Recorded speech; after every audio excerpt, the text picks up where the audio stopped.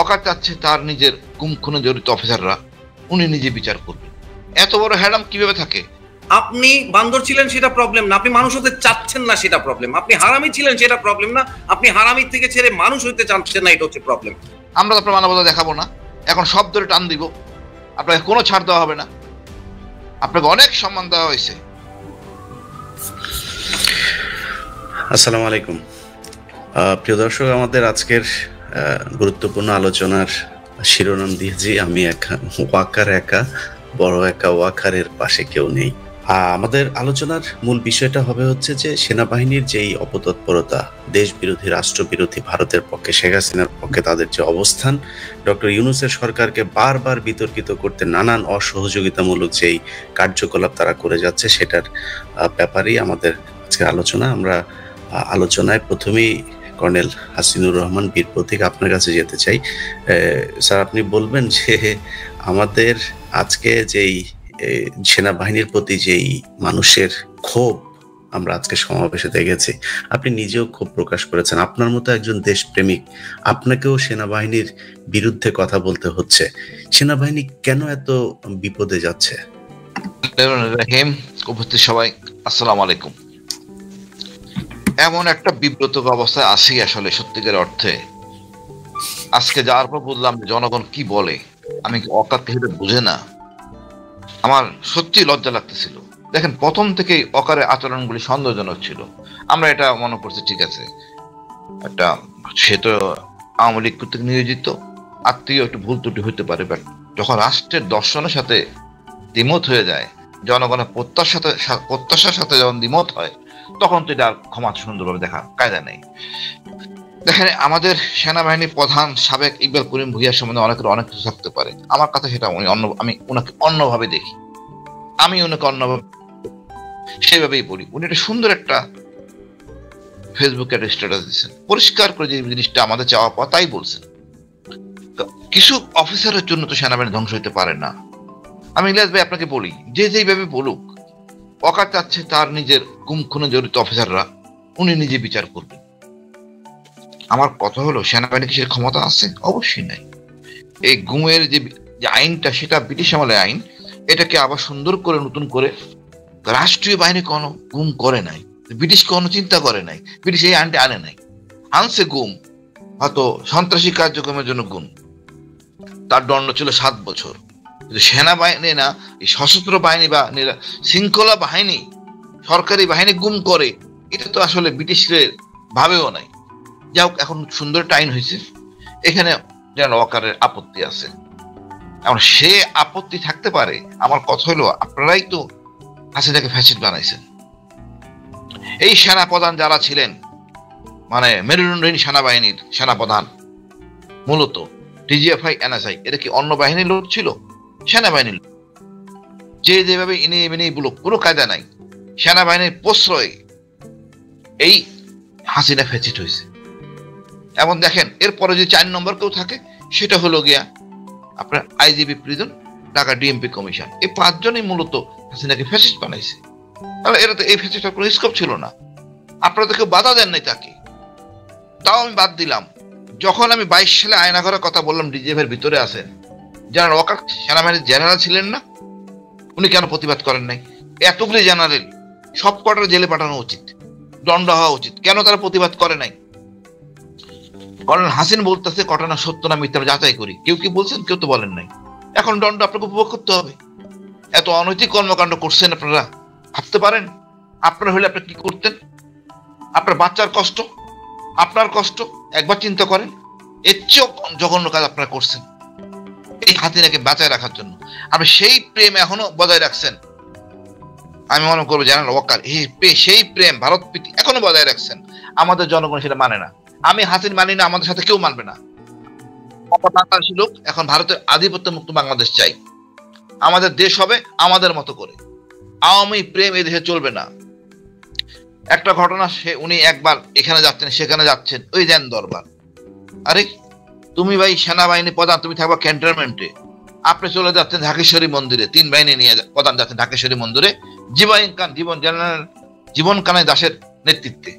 এটা কি আমরা চাই নাকি আমার সেনা প্রধান ঢাকেশ্বরী মন্দিরে যাবে? এটা তো কাম্য না। কোনো মাদারা যাবেন তাও কাম্য না। আপনি রাজনীতি করতে চাচ্ছেন, আমাদের মনে আতঙ্ক জাগে এইসব বিষয়ে। তারপরে দেখেন একের পর এক বিতর্ক, আমাদের প্রমোশন বোর্ড নিয়ে একটা বোর্ড বানালে প্রজ্ঞাপন, সম্পূর্ণ তার সাথে বিতর্ক, উনি মানতে যাচ্ছেন না এই বোর্ড। এত বড় হ্যাডাম কিভাবে থাকে? ইলিয়াস ভাই আপনার মনে আছে কিনা জানি না, বিএনপির সময় একজন আইজিপি, তাকে কিন্তু দণ্ড দিয়ে জাস্ট পানিশমেন্ট দেওয়া হয়েছিল 2000 টাকা, স্বপরিণতভাবে ডেকে আনা হয়েছিল, ওই ট্রাফিক সালাম দেয় নাই, তাকে কিন্তু 2000 টাকা ফাইনের জন্য তাকে বেরিয়ে যেতে হয়েছে। ওনারা ভুলে দেন আইন কানুন। যে কোনো বিচারপতি ডাক দেন যদি অকারকে, জেনারেল ওয়াকারকে আসেন, কিভাবে আপনার হাসিনা বাংলাদেশ থেকে চলে গেল আপনাদের সশস্ত্র বাহিনীর বিমানে করে, উত্তর দেন। কি উত্তর দিবেন? একজন জেনারেল সাথে গেছিল নামায় দিয়া ডিজিএসএসএফ নাজমুল, হ্যাঁ নাজমুল, তাকে নামায় দিয়ে চলে আসে। মানে কত মহব্বত, প্রেম। এই প্রেম থেকে বাইরে তো সময় লাগবে। এখন এদেরকে দেখার সময় নাই। 1 বছরে ওনারা সংস্কার করতে পারেন নাই, মনের মধ্যে চেতনা চেঞ্জ করতে পারেন নাই। আমি অনুরোধ করবো ইলিয়াস ভাই, ওনারা সব জেনারেলরা হলি কোরআন ধরে শপথ করবেন, আমরা রাষ্ট্রের জন্য থাকবো, দেশের জন্য থাকবো না। আমরা আওয়ামী লীগকে তালাক দিলাম, ভারতকে তালাক দিলাম, আমরা দেশের জন্য নিবেদিত। এছাড়া আমি এদেরকে বিশ্বাস করি না। ডক্টর ইউনূস যদি অতি উদার হন, আপনার প্রয়োজনীয় ব্যবস্থা গ্রহণ করেন। আপনার কমান্ডের সাথে চ্যালেঞ্জ করতেছেন জেনারেল ওয়াকার আমাদের ক্ষতিগ্রস্ত প্রজ্ঞাপন নিয়ে। তা আপনি যে হ্যারম থাকলে কিছু করেন না, ছেড়ে দেন ক্ষমতা, someone will take over. But এইভাবে তো দেশ চলতে পারে না। আমি এটা পরিষ্কার বলতে চাই ইলিয়াস ভাই, কয়েকজন জেনারেল ছাড়া ওয়াকারের সাথে বা ব্রিগেডিয়ার কয়েকজন অসৎ তার সাথে আছে, জুনিয়র অফিসাররা নাই। এবং ভুল করবেন, আপনাকে আমরা কৃতজ্ঞতা জানাই, আপনি বিপ্লবের সাথে ছিলেন। বাট আপনি মনে করাই দেই, 18 তারিখ সেনাবাহিনী ডিপ্লয় হয়েছে, এরপর থেকে গুলি কিন্তু 3 তারিখ পর্যন্ত চালাইছেন। এই লোকগুলি দায়বদ্ধ আপনাকে জন্য অপরাধী। কিভাবে আপনার মাথার মধ্যে আসলো হাসিনাকে রক্ষা করার জন্য আপনারা হেলিকপ্টার ব্যবহার করবেন, হোক র্যাবের হেলিকপ্টার, বাট আপনার অধীনস্থ এভিয়েশন আর্মির আন্ডারে মেজর বাকি ছিল ওখানে।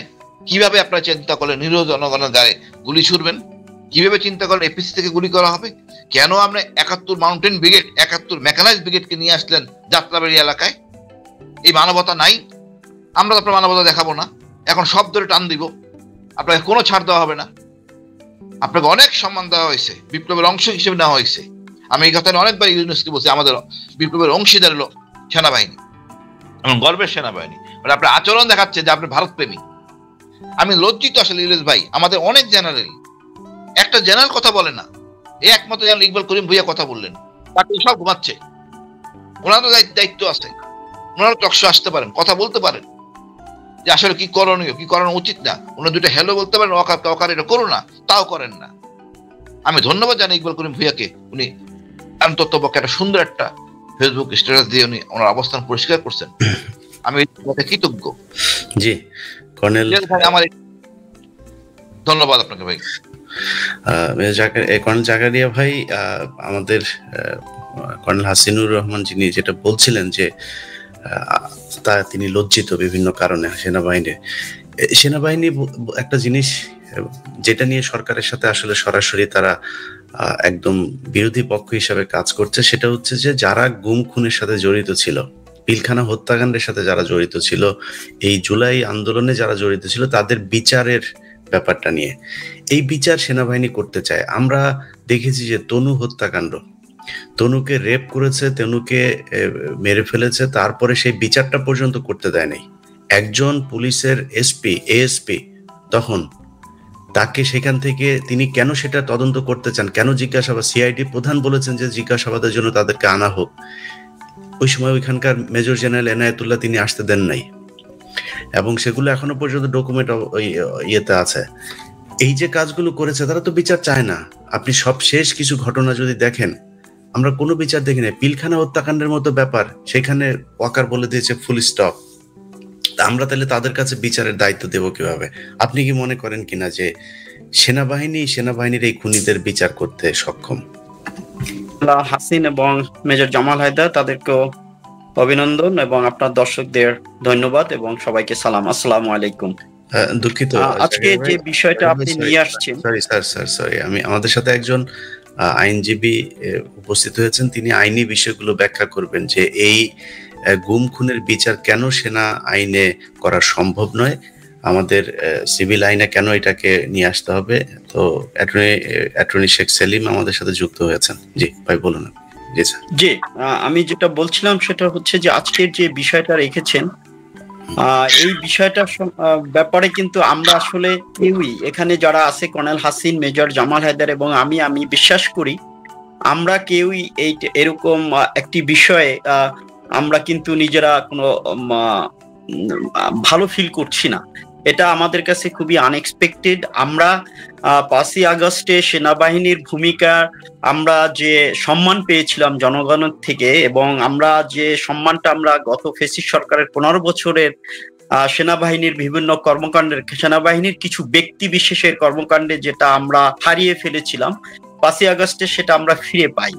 এবং তারপরে কিন্তু একটা এক্সপেক্টেড ছিল আমাদের সবার কাছে, এবং আমাদের মাননীয় সেনাবাহিনী প্রধান জেনারেল ওয়াকার উনি কিন্তু 5ই আগস্টের পরপরই 5ই আগস্টই উনি বলেছেন এবং পরেও বলেছেন যে আমি দায়িত্ব নিলাম, আপনারা আমার উপর নির্ভর করতে পারেন, ভরসা করতে পারেন, আমি দায়িত্ব নিলাম, আপনাদের নিরাপত্তার দায়িত্ব নিলাম পুরো বাংলাদেশের।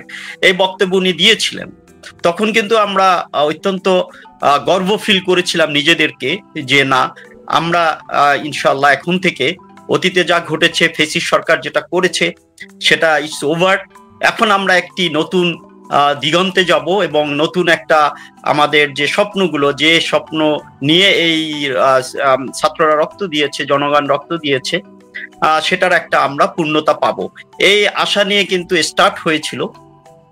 কিন্তু তারপরে যখন আপনি দেখেছেন যে রাওয়াতে এসে যখন মাননীয় সেনা প্রধান যখন বলেছিলেন যে ফুল স্টাফ, বিডিআর কার্নেজের বিষয়ে ফুল স্টাফ বলেছেন, আমি ওই প্রোগ্রামে ছিলাম, তখনই কিন্তু আমি এটাকে অত্যন্ত আমার কাছে খুবই সারপ্রাইজিং মনে হয়েছে যে এটা কিভাবে মাননীয় সেনাপ্রধান এটা বলতে পারেন।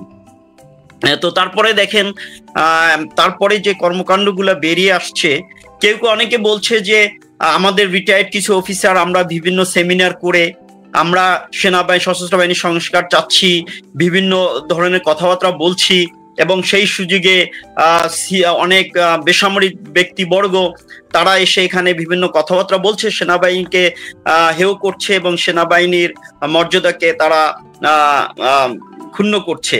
কিন্তু আপনি দেখেন, আপনার সাথে তো আমি এর আগেও একটা অনুষ্ঠান করেছি, এছাড়া বিভিন্ন সেমিনারে আমি বক্তব্য রেখেছি, কথা বলেছি, আলোচনা করেছি, কিন্তু কোথাও কিন্তু আমরা আমাদের যে ইনস্টিটিউশন যেখানে আমরা কর্মরত ছিলাম, জীবনের শ্রেষ্ঠ সময়টা ব্যয় করেছি, সেটা কিন্তু আমাদের একটা আবেগের জায়গা, একটা ভালোবাসার জায়গা।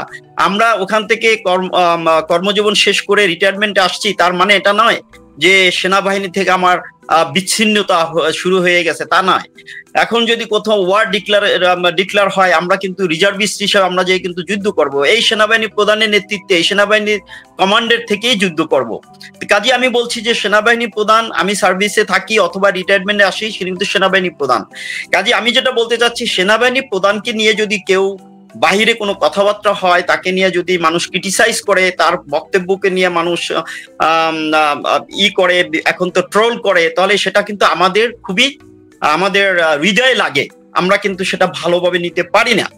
কিন্তু আমাদের বক্তব্যের কারণে কিন্তু ডিফেম হচ্ছে না সেনাবাহিনী প্রধান যিনি, তার কর্মকাণ্ড এবং তার বক্তব্যের মাধ্যমে কিন্তু সেনাবাহিনী ডিফেম, এক বছরে অনেকটা তার যে গৌরব, তার যে সেনাবাহিনীর যে ভাবমূর্তি জনগণের কাছে, সেটা কিন্তু অনেকটা এখন আবার সেই ফ্যাসিস্ট সরকারের সময় যে তলানিতে গিয়েছিল, সেই তলানির দিকে যাচ্ছে। অনেকগুলোই ব্যাপার আসছে, যেটা আমি যেটা বলবো যে রাওয়াতে যেদিন বলেছেন যে ফুল স্টাফ, সেদিন থেকে এটা শুরু হয়েছে, এবং পরবর্তীতে আপনি দেখেন মেজর সাদেকের ইস্যু, এটা কিভাবে আমরা কিন্তু অবাক হয়ে মানে এতটা অবাক হয়েছি যে এটা কিভাবে সম্ভব। সেনাবাহিনীতে কখনো এরকম ঘটনা ঘটেনি যে একটা অফিসারের হোয়ার অ্যাবাউট সেটা জানবে না, সেনাবাহিনী জানবে না, এটা হতে পারে না। Sir major Jamal Haider sir, আপনি বলেন, আমরা আপনার বক্তব্য শুনে আসি। আচ্ছা, যেহেতু প্রথম আসছি তো সবাইকে, আপনার দর্শকদেরকে সালাম। আর আমি একটু ভিন্নভাবে উপস্থাপন করতে চাই, সেটা হচ্ছে গিয়ে সেনাবাহিনী বা সশস্ত্র বাহিনী, এক একটা বাহিনীর এক একটা পারপাস আছে। তো সেই পারপাসটা হচ্ছে সার্বভৌমত্বের প্রতীক বলি, বাট তার দায়িত্ব হচ্ছে সার্বভৌমত্ব রক্ষা করা। গত 15 বছরে সার্বভৌমত্ব তারা রক্ষা করেছে, সেই কথাটা তারা কি বলতে পারবে? পারবে না। আর আরেকটা জিনিস হচ্ছে, এই যে একটা পরিবর্তন হলো, একটা আপরাইজ হলো, সেখানে অনেকগুলো ন্যারেটিভ বলা যায়। ফ্যাসিস্টের পলায়ন বলতে পারেন, আপনি বলতে পারেন যে গণতন্ত্র হত্যাকারীর পলায়ন, আপনি বলতে পারেন যে বাংলাদেশের লুটপাটকারীর পলায়ন, কিন্তু আসলে সব কিছুর গোড়া কিন্তু সার্বভৌমত্ব হননকারীর পলায়ন, মানে বা সার্বভৌমত্বের পক্ষের শক্তির বিজয় হয়েছিল 5 তারিখে। সেটা হচ্ছে নাম্বার 1 ন্যারেটিভ। সেটা যদি আপনি যদি সঠিক থাকেন, এই জায়গাটাতে যদি সঠিক থাকেন, আপনার সবগুলো অঙ্ক মিলে যাবে। আমি এইভাবে বলি যে পিলখানার পলাশির মধ্যে অনেক মানে সামঞ্জস্য আছে। পিলখানার দেয়ালের এপাশে আমাদের সশস্ত্র বাহিনী যেভাবে দাঁড়িয়েছিল, সেটা একেবারে পলাশির প্রান্তরে মির্জাফরের সেনাবাহিনী যেভাবে দাঁড়িয়েছিল সেভাবে। সেখান থেকে শুরু, তারা এরপর থেকে আর করতে, অনেকে বলবেন যে ব্যক্তিগত, না আমি দলগত ভাববো, আমি দলগতই ভাববো। নেতৃত্ব দলটাকে পরিচালিত করেছে, ভিতরের মানুষ, ছোটখাটো মানুষগুলো বা যারা ফলো করেন তাদের কি হয়েছিল জানি না, কিন্তু যারা নেতৃত্বে ছিলেন তারা বাহিনীটাকে ওইভাবে পরিচালিত করেছিলেন। আমাদের বাহিনীর সবচেয়ে বা পৃথিবীর আর সব বাহিনী থেকে একেবারে আলাদা গৌরবের একটা জায়গা আছে, সেইটা হচ্ছে যখন রাজনীতিবিদরা 1971 সালে সংকটের মুহূর্তে পালিয়ে গিয়েছিল, সুটকেস গুছিয়ে ওই পারে ধরা দিয়েছিল, তখন বাহিনীর তরুণ অফিসাররা, সৈনিকরা, তারা বিদ্রোহ করেছিল। কারো কাছ থেকে কোনো আশা ভরসার জায়গা সেখানে ছিল না। তারা চিন্তা করেছিল যে আমরা এই পরাক্রমশালী পাকিস্তান বাহিনীর বিরুদ্ধে বিদ্রোহ করব, এবং দেশের দায়িত্ব তারা নিয়েছিল। খেয়াল করবেন, এটা একটা বিশাল বিশাল গৌরবের জায়গা। কিন্তু অত্যন্ত দুঃখের বিষয় যে ঠিক 25-26 তারিখ পিলখানার সেই ঘটনার পর থেকে 2009 থেকে অ্যাবসলুটলি বাহিনীটা পলাশির প্রান্তরে দাঁড়িয়েছিল। আপনি একটা পুঙ্খানুপুঙ্খ অ্যাটিচিউডটা ওরকম ছিল। আসলে আমাদের বাহিনীটা তো উপনিবেশিক এবং সামন্ত ঘরানার একটা বাহিনী। এখানে আপনি সেনাপতিকে বা সেনানায়ককে যদি বশী করতে পারেন, তাহলে পুরো বাহিনী বশীকরণ হয়ে যায়। আমার কেন বলছি, কারণ হচ্ছে গত 15 বছরে যার অফিসার হিসেবে যার আইকিউ মিনিমাম, তিনিও বুঝতে পারতেন যে এটা ভারতের একটা পদানত বাহিনীর মতো করেই পালিত হয়েছে। এটা খুব সহজ কথা। তো এটা যদি না থাকে তাহলে সে অফিসার হওয়ার যোগ্য না। কিন্তু কেউ একজন এই কারণে, এই অনুভূতি থেকে কিন্তু পদত্যাগ করে নাই। তার মানে কি, পুরো বাহিনীর মধ্যে একটা রোগের ব্যাপার ছিল। সেই রোগ থেকে 5 তারিখের পরে তাদের স্বেচ্ছাগতভাবে বের হয়ে আসা উচিত ছিল। আপনি অবশ্য এখানে লিখেছেন ওয়াকার বড় একা, ওয়াকারের পাশে কেউ নেই। আসলে বলবো তা না, ওনার পাশে কিছু মানে নীতিভ্রষ্ট মানুষজন আছে। আমরাও জানি, বাজারে আমরা যতটুকু শুনে থাকি, উনাকে কিছু সেনাপ্রধান, পূর্ববর্তী জেনারেলরা উনাকে বুদ্ধি দেয়, কিন্তু তারাও সঠিক বুদ্ধিবৃত্তি দেন না। কারণ তারা যে শিক্ষায় শিক্ষিত হয়েছেন, সেখানে আলো নাই, সেখানে দাসত্ব আছে। সেখানে কোনটার আলো নাই? আমি বাংলাদেশ একটা রক্ত স্নাত স্বাধীনতা অর্জনকারী দেশ, সেই দেশের সেনাবাহিনী হবে একেবারে অন্য রকমের, পিপলস সেনাবাহিনী হবে। তা না, তারা প্রফেশনালিজমের কথা বলেছে, তার আড়ালে বশত্ব এবং দাসত্ব এবং এক ব্যক্তির দাসত্ব, একটা দলের দাসত্ব এবং অন্য দেশের দাসত্ব, শত্রুর দাসত্ব কায়েম করেছে। এটার পুঙ্খানুপুঙ্খ রূপে প্রমাণ আছে। এই উচিত ছিল 5 তারিখের পরে 6-7 যখন স্টেবল হলো, তখন নিজেরা একটা সেমিনার করা, নিজেরা আমার মনে হয় যে ব্রেনস্টর্মিং করা, কেন আমরা 15 বছর এরকম ছিলাম। ছোট ছোট বাচ্চাদের, কিশোর তরুণদের বুঝে যেটা আসলো, সেটা ওরা বুঝতে পারলো না। তারা তো সরকার থেকে, কেউ কিন্তু বাড়ি থেকে বন্দুক আনে নাই, কেউ অস্ত্র বাড়ি থেকে নিয়ে গিয়ে, যেমন একটা শ্রমিক কাস্তে নিয়ে গিয়ে সকালবেলা রুজি করে, এখানের বন্দুকটা কিন্তু সরকারের টাকায় বা জনগণের টাকায় দেয়া। সেই বন্দুক হাতে নিয়ে আপনি যদি পাওয়ারফুল হবেন, সেই বন্দুক হাতে থাকার কারণে আপনি যদি নুরুকে আঘাত করে ফেলেন, তাহলে তো আসলে প্রবলেমটা আপনার, বন্দুকের তো বেশি প্রবলেম নাই, আপনার বুঝে প্রবলেম। আপনাকে যে বড় বড় শিক্ষা প্রতিষ্ঠানে শেখানো হয়েছে, সেই জায়গাটাতে আলো দেয় নাই আপনাকে কোনোভাবেই। আপনার বোঝা উচিত ছিল, আমি সার্বভৌমত্বের বিপক্ষের শক্তি থেকে আমি পক্ষের শক্তিতে দাঁড়ানোর একটা সুযোগ পেয়েছি। জনগণ কেউই ভারতকে মেনে নিচ্ছে না, তাহলে আমাদের উচিত ছিল এই 55 জন 60 জন তারা 3 দিন দরজা বন্ধ করে নিয়ে বোঝা উচিত ছিল কেন আমরা 16 বছর এরকম করেছিলাম। সেই জিনিসটা করা হয় নাই, সেই জিনিসটা করেছে এমন কোনো রেকর্ড নাই। তাহলে তাদের কার্যকরণে গত 11 মাস বা 13 মাসের কার্যকরণে এমন কোনো জিনিস নাই যেটাতে বোঝা যাচ্ছে যে আগের যে রিজিম ছিল সেইটা সে চেঞ্জ করেছে, সেটা সে পরিবর্তিত হয়েছে, সে অনুধাবন করেছে, সে রেকটিফাই হয়েছে, সেরকম কিন্তু কিছু নাই। সে এখন কোনো মতে কি করছে, প্রথমে প্রিটেন্ড করার চেষ্টা করছে যে হ্যাঁ আমি ঠিকই আছি, 2-1 জনের প্রবলেম। নো, জিয়ার মতো খুনি সে চলে গেছে প্লেন থেকে। এই আজকে যারা এই বিপ্লবের পক্ষে সক্রিয় ছিল, ইমরান কাজল, তারপরে হচ্ছে গিয়ে মেজর রেজা, তারপরে ইফতেখার, ফিরোজ ইফতেখার, এরা প্লেন থেকে টেনে নামিয়ে নিয়েছে। সে মেজর কর্নেল মুস্তাফিজ স্যারও ওই আমেরিকা থেকে এটাতে যুক্ত ছিলেন। কিন্তু দুঃখের বিষয়, বাহিনীর উচিত ছিল না এই ধরনের দাগী মানুষগুলোকে সাথে সাথে অ্যারেস্ট করে ফেলা। কেন? প্রেমটা কোথায়? আসলে আজকে আপনার কাছে বন্দুক আছে, কিন্তু ইতিহাস তো যেদিন আপনাকে নিয়ে আলোচনা করবেন সেদিন বন্দুক থাকবে না। প্রায় বলা হয় যে এই পাবলিক প্লেসে আপনি মিলিটারি নিয়ে কথা বলছেন, এটাতে ক্ষতি হচ্ছে মিলিটারির। মোটেও না, আপনি অনুধাবন করতে পারছেন না। সবচেয়ে দুঃখের বিষয় হচ্ছে আপনি বান্দর ছিলেন সেটা প্রবলেম না, আপনি মানুষ হতে চাচ্ছেন না সেটা প্রবলেম। আপনি হারামি ছিলেন সেটা প্রবলেম না, আপনি হারামির থেকে ছেড়ে মানুষ হইতে চাচ্ছেন না, এটা হচ্ছে প্রবলেম। আপনি অনেক কর্ম, আমি অলরেডি সোশ্যাল মিডিয়ায় বলি যে 1001টা কারণ আছে, চাইলে আমার থেকে জেনে নিতে পারে, আমি লিখে দিব 1001টা কারণে বাহিনীর সংস্কার দরকার। সেই সংস্কারটা হবে নির্মোহ এবং কঠোরতম। আদারওয়াইজ এই গরিব দেশের এরকম একটা পাণ্ড, আমি বলবো যে বর্বর একটা প্রতিবেশীর এখানে আমার সার্বভৌমত্ব রাখা খুব কঠিন। জনাব অ্যাটর্নি শেখ সেলিম, আপনার কাছে আমাদের প্রশ্ন হচ্ছে যে যেই বিচারের কথা বলা হচ্ছে গুম খুনের, এই বিচার সেনা আইনে কি করা সম্ভব কিনা? আমাদের যেই সিভিলিয়ান কিল হয়েছে এই দেশে সেনাবাহিনীর হাতে, সেই বিচার কিভাবে সেনাবাহিনী করবে? থ্যাংক ইউ ইলিয়াস ভাই, এবং থ্যাংক ইউ। সেনাবাহিনীর অফিসারদের যারা কোর্ট মার্শালের জাজ হয়, ওনাদেরকে এই যে complex crime, seriously complex crime, দেশি বিদেশি নেটওয়ার্ক, সেনাবাহিনী officer, evidence act, criminal procedure code এবং পেনাল কোড, এইগুলো অ্যাপ্লাই করে কি ওনাদের সেই অ্যাডিকুয়েট সাপোর্ট আছে? আমি তো মনে করি নাই সেনা অফিসারদের।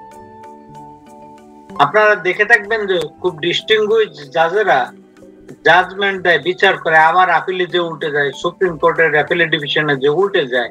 সেনাবাহিনীর অফিসারদেরকে এইটা আছে, সে মনে করলো যে এইটা বোধহয় সেনাবাহিনীর একটা ষড়যন্ত্র, এবং সেটা হতে পারে। আমি যা মনে করি, যেমন ধরেন ডিসঅ্যাপিয়ারেন্স, ফোর্সড ডিসঅ্যাপিয়ারেন্স তো বাংলাদেশে আইনের কোনো নাই। ফোর্সড ডিসঅ্যাপিয়ারেন্সের নামে কোনো অপরাধ নাই, সেটা যদিও। বন্ধুরা, আজকে আপনাদের খুব চমৎকার একটা খবর দিব। বাংলাদেশে একজন আল্লাহর ফেরেশতা পাওয়া গেছে। হ্যাঁ, একেবারে আল্লাহর ফেরেশতা, যার কোনো পাপ নাই, কোনো দোষ নাই, কোনো অপরাধ নাই, যিনি আওয়ামী লীগের মন্ত্রী ছিলেন, সারা জীবন আওয়ামী লীগ করেছেন, শেখ হাসিনার সাথে রাজনীতি করেছেন, শেখ হাসিনাকে কখনো মা ডেকেছেন, আপা ডেকেছেন, শেখ হাসিনার পিতা শেখ মুজিবকে আব্বা ডেকেছেন, এবং আওয়ামী আমলে তিনি বন ও পরিবেশ মন্ত্রীর দায়িত্ব পালন করেছেন। এই লোক আল্লাহর এত বড় ফেরেশতা, তিনি মাসুম, নিষ্পাপ, তার কোনো গুনাহ নাই। তিনি জুলাই গণ অভ্যুত্থানের সময় বিন্দু মাত্র কোনো অপরাধ করেন নাই। জুলাই গণ অভ্যুত্থানের সময় তিনি হয়তো সম্ভবত হাসিনাকে তিনি গালমন্দ করেছেন, হাসিনাকে বকাঝকা করেছেন, ছাত্রদের পক্ষে তিনি দাঁড়িয়েছিলেন। এরকম একজন আল্লাহর ফেরেশতা পাওয়া গেছে আওয়ামী লীগ করে, অথচ জুলাই গণ অভ্যুত্থানের সময় তিনি বিন্দু মাত্র অপরাধ করেন নাই, বা তার সারা জীবনে কোনো অপরাধ নাই। সেই লোকটা জেলখানায় নিয়ে যাওয়া হয়েছিল 5 আগস্টের পরে, তাকে গ্রেপ্তার করা হয়েছিল। পরে আমাদের পররাষ্ট্র উপদেষ্টা তৌহিদ হোসেন তাকে ছাড়িয়ে এনেছেন। এরকম একজন আল্লাহর ফেরেশতা নিষ্পাপ মাসুম কেমনে হলেন? তার এই অপাপ বোধের এবং মাসুম হবার, নিষ্পাপ হবার সার্টিফিকেট কে দিয়েছেন?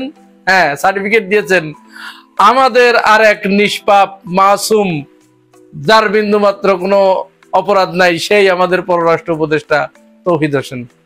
তিনি পররাষ্ট্র মন্ত্রণালয়ে সাংবাদিকদের সাথে এক বৈঠকে সাংবাদিকদের এক প্রশ্নের জবাবে তিনি এই কথাগুলোই কিন্তু বলেছেন। আমি আপনাদের যেটি বললাম, আমি হয়তো একটু অন্যভাবে মজা করে বলেছি, কিন্তু আসলে মজার বিষয় নয় এটা।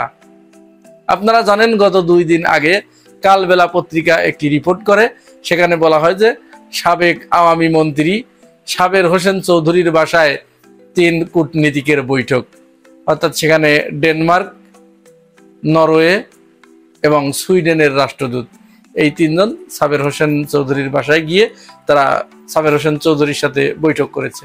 বাংলাদেশে নিষিদ্ধ এরকম একটি দলের নেতার সাথে বিদেশি কূটনীতিকরা দেখা করেছে, কথা বলেছে, বৈঠক করেছে। এই প্রশ্ন করা হয়েছিল আমাদের পররাষ্ট্র উপদেষ্টা জুলাই গণঅভ্যুত্থানের সুবিধাভোগী পররাষ্ট্র উপদেষ্টা তৌহিদ হোসেনের সাথে। তৌহিদ হোসেন সাংবাদিকদের বলেন যে না, একজনের বাসায় একজন যেতেই পারে। আমি যেমন কলকাতায় ছিলাম, কলকাতায় আমি হাই কমিশনার ছিলাম না, এক ধাপ নিচে ছিলাম, আমি কিন্তু যে কারো বাসায় গিয়েছি, সমস্যা হয়নি। সুতরাং কারো বাসায় কেউ যেতেই পারে, হ্যাঁ যেতেই পারে, কারো বাসায় কেউ যেতেই পারে। আমার বাসায় তৌহিদ সাহেব আসতে পারে, আমিও তৌহিদ সাহেবের বাসায় যেতে পারি। আমার যারা এই ভিডিও দেখছেন, আমিও তাদের বাসায় যেতে পারি, তারাও আমার বাসায় আসতে পারে। কিন্তু আমি যদি আওয়ামী কুলাঙ্গার হই, আমি যদি আওয়ামী লীগের দোসর হই, ফ্যাসিবাদের দোসর হই, তাহলে আমার বাসায় জুলাই গণঅভ্যুত্থানের কোনো ব্যক্তি আসা নিঃসন্দেহে এটি অপরাধ, এটি অবশ্যই অপরাধ। এইটাকে তখন আর স্বাভাবিকভাবে দেখার কোনো সুযোগ নাই, কিন্তু সেটাই স্বাভাবিকভাবে দেখেছেন আমাদের পররাষ্ট্র উপদেষ্টা। এবং মজার ব্যাপার হচ্ছে, তিনি সেখানে চমৎকার একটি কথা বলেছেন, আপনারা লক্ষ্য করেছেন কিনা। তিনি বলেছেন যে সাবের হোসেন চৌধুরী যদি অপরাধী হতেন তাহলে তো তিনি জেলখানায় থাকতেন, তা তো হয় নাই, তিনি তো জেলখানায় নেই। জেলখানায় থাকবে কি করে? সাবের হোসেন চৌধুরী তো হাজার হাজার কোটি টাকা, হাজার হাজার কোটি টাকার মালিক। সেই সাবের হোসেন চৌধুরী, আওয়ামী লীগের অন্যান্য নেতারা যখন জেলের ভিতরে, তখন সাবের হোসেন চৌধুরীর খুঁটির কি এমন জোর, তার কত খুঁটির জোর যে তিনি বের হয়ে আসলেন। এবং তার এই বের হয়ে আসার পিছনে, তাকে বের করে আনার পিছনে কারা কারা কাজ করেছে সেটিও নথি আছে। এই কথাটাই কিন্তু আব্দুল্লাহ মোহাম্মদ তাহের, এই যে বোমা ফাটিয়েছেন, তিনি বলেছেন এই সরকারের উপদেষ্টাদের ভিতরে কেউ কেউ একটি বিশেষ দলের হয়ে কাজ করছে, একটি বিশেষ দলকে সুবিধা দিতে, তাদেরকে রিফাইন করতে, তাদেরকে রাজনীতিতে আবার ফিরিয়ে আনতে বিশেষভাবে তারা সহযোগিতা দিয়ে যাচ্ছে, তাদের সাথে লিয়াজও মেনটেইন করে তাদেরকে রাজনীতির মাঠে আবার সক্রিয় করে তোলার চেষ্টা করছে। আমরা তাদের প্রত্যেকেই চিনি, তাদের নাম আমাদের কাছে আছে, তাদের নামের তালিকাও আমাদের কাছে আছে। সময় হলে এদেরকে আমরা বাংলাদেশের জনগণের সাথে পরিচয় করিয়ে দিব। আব্দুল্লাহ মোহাম্মদ তাহেরের বক্তব্য, আমার কাছে মনে হয় আব্দুল্লাহ মোহাম্মদ তাহের যাদের নাম বলার ইচ্ছা ব্যক্ত করেছেন বা যাদের নামের তালিকা আব্দুল্লাহ মোহাম্মদ তাহেরের কাছে আছে, ওই তালিকার ভিতরে আমার কাছে মনে হয় না এরকম ঘটতে পারে যে আমাদের পররাষ্ট্র উপদেষ্টা তৌহিদি সাহেবের নাম নাই। তৌহিদ সাহেব দীর্ঘদিন ধরে আমরা লক্ষ্য করে আসছি, তিনি যখন কথা বলেন আমাদের কাছে মনে হয় না যে এটি জুলাই গণঅভ্যুত্থানের সুবিধাভোগী হালুয়া রুটি খাওয়া কোন উপদেষ্টা কথা বলছেন, আমাদের কাছে এটি মনে হয় না।